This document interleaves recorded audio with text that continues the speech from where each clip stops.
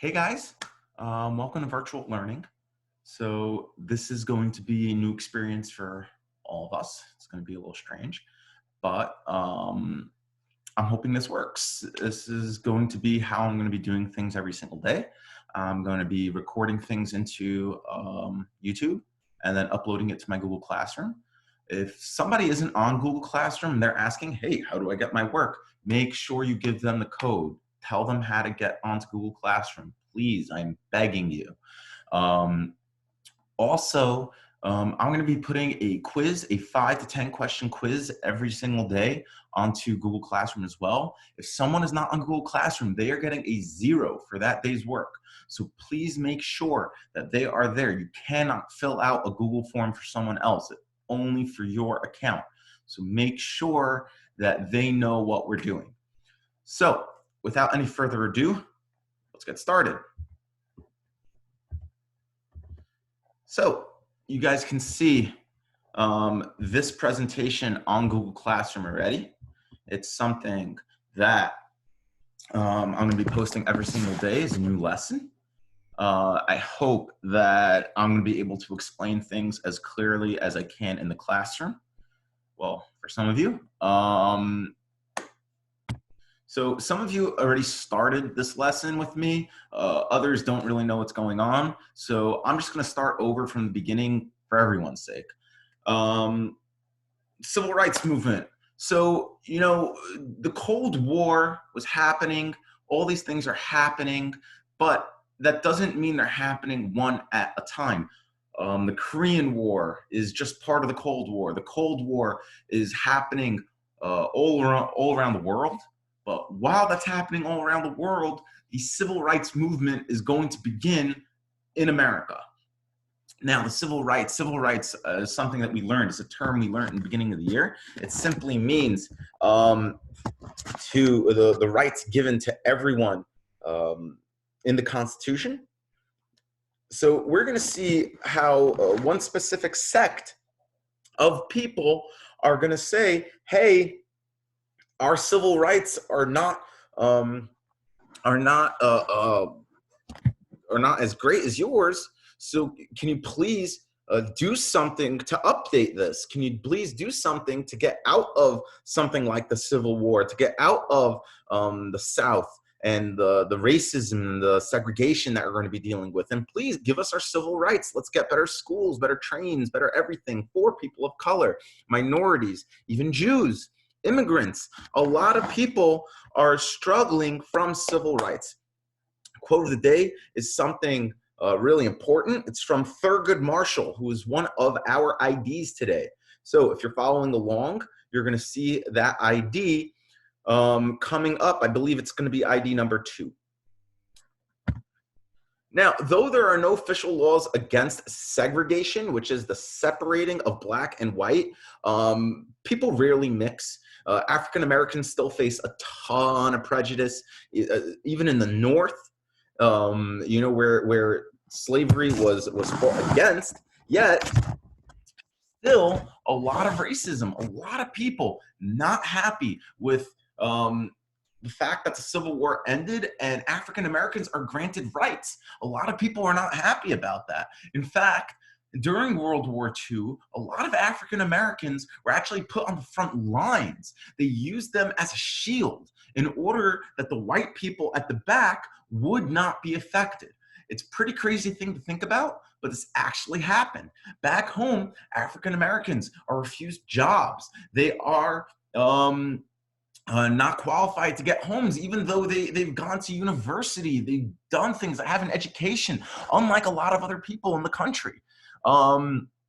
As well as immigrants and Jews. Though, as I said, this is mostly in the North. The South, we're going to be dealing with a whole different animal, and that is, as you can see with the mouse spinning on the screen, the Jim Crow laws. Now, the Jim Crow laws are based off of a play in the 1800s where there was a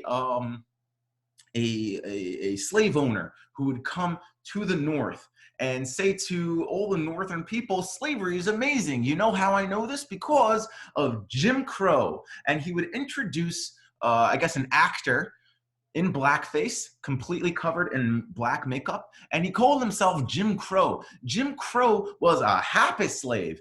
Oh my God, master, thank you so much for making me part of your life. Thank you so much for making me part of your family. It's amazing. That's not really how it happened. Slaves are not allowed into the main family home to sleep, to share meals, to do a lot of different things. But this is the story that the South is telling the North during the civil rights era. This is the story, not during civil rights, before the Civil War. They don't want to go to war.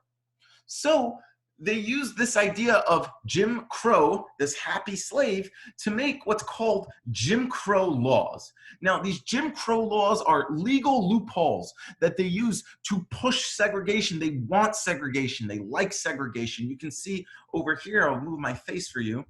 You see over here, blacks and whites were not even allowed into the same school. So we're talking about a rundown school with terrible supplies, with broken desks, not qualified teachers. A lot of these things are happening because they're saying, listen, everything is equal. You have your own schools. You have everything equal to whites.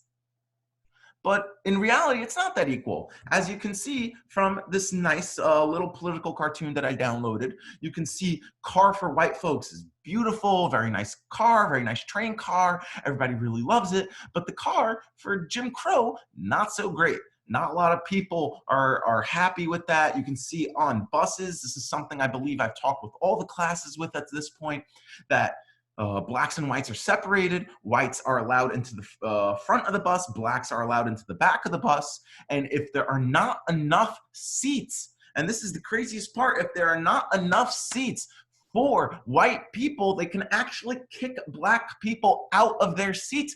That is crazy.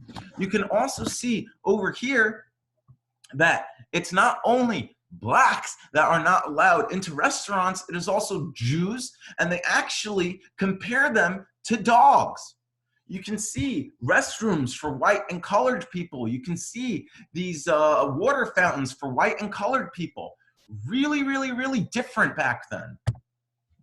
Now, Thurgood Marshall is a lawyer. He's actually going to become the first person, you can see over here, this is the picture that was taken. He's the first black man ever to be appointed to the Supreme Court. Quite an accomplishment. Right back in the 50s, that was huge. Now, his legal strategy is based off of the 14th Amendment, which guarantees equal protection under the laws. Marshall says that this isn't only just for, this is for all citizens. It forbids any states from making laws to interfere with U.S. citizens. And African-American people are U.S. citizens. So you cannot impede on their rights anymore. We are done with this. He wants to end segregation and start what's called integration, the mixing of blacks and whites, segregation, the separating of blacks and whites, the separating of race, integration, the mixing of race. We want everybody together. One of the first instances of integration is actually in baseball. I know, amazing. Kind of sad that it is, suspended. I know not all of you are baseball fans, but not all of you are here, so I don't really care. But Jackie Robinson, one of the first black players. He's not the first black player into the MLB. He's one of the first, but he is the first to actually make an impact. He wins Rookie of the Year. He leads the league in stolen bases, leads the league in batting. He is an incredible, incredible player. I put a small video down here if you want to look at more about the life of Jackie Robinson, a really incredible player that broke barriers, futuristic. We move on. Now, this is one of the most famous court cases in history. It's something I've mentioned during class. It's something we're going to talk about right now. After being sued by the principal of their race in 1951, a man named Oliver Brown sues the Board of Education in Topeka, Kansas, because his daughter actually has to travel a huge distance to attend school. Now, she's not attending a great school, she's attending a really run-down school, a really broken-down school because of segregation. And he's going to be represented by none other than Thurgood Marshall. Thurgood Marshall is going to represent Mr. Brown in Brown v. Board of Education, in which Marshall argues that segregation makes equal education impossible, which he is absolutely right. It's impossible to have equal education when half of the population is being separated. This eventually reaches the Supreme Court, who order an end to segregation. This goes well, but for the most part, problems are going to start to arise in Little Rock, Arkansas. Now, you see the video in the bottom right corner over here on YouTube, which is a really fascinating look into the life of the Little Rock Nine. That's what they're going to be called, of Little Rock, Arkansas. 9 people are going to try to go to school. They're actually going to have to be escorted by the military. The military, the president is actually going to have to call the military into into Arkansas, in order to get white people to stand down and allow African Americans to go to school. You can see by this picture that, that African Americans were actually subjugated and harassed for going to school at the same time as white people, which is absolutely insane. That is not something that we as a society should be pushing for. Everyone has the right to education. Everyone has the right to equal education. Another breakthrough happens when a seamstress from Montgomery, Alabama named Rosa Parks. This is a story that a lot of you would hear. Let me just get rid of my face so you guys can see it over here. This is Rosa Parks. Rosa Parks goes onto a bus. She's not the first person to do this, but she refused to give up her seat for a white rider. She's then arrested. After being ordered to do so by the bus driver, she refuses to. She's arrested.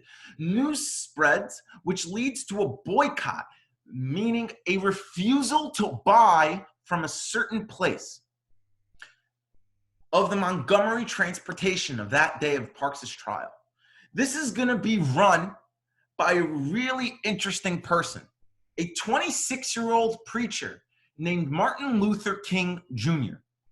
Now, African Americans made up 70% of the city's bus riders, and it's greatly hurt their business. Not a single black rider took the bus that day. While this boycott is happening, MLK, he's going to tell a crowd of 7,000 people in Montgomery that they should continue this until segregation completely ends. The boycott continues for over a year, 381 days, all while King is falsely arrested and his house is actually bombed. African Americans find rides to work from volunteer drivers. This is a story that I've said numerous times in class, that Jews would oftentimes help African Americans drive to work, or they would just simply walk or bike. Finally, in November 1956, the boycott ends after Supreme Court rules that segregation on buses is completely illegal and unconstitutional.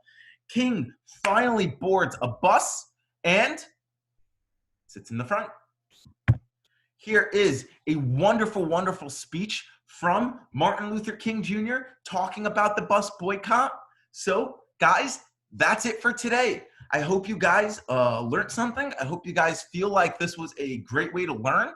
I sure feel like a lot more comfortable this way than a bunch of kids looking at me. Oh, wait, you guys don't feel like that. I hope you guys enjoyed. Like, subscribe, follow me on Patreon. Let's make me a ton of money so I don't have to come into work anymore, because I'm going to monetize all of these. But guys, I will be back tomorrow. I'm going to be on Zoom also to answer any questions you guys have about this. So if you guys have questions, come on Zoom. More than happy to talk about it. Otherwise, have a great day, and I'll see you all tomorrow. And now we stop.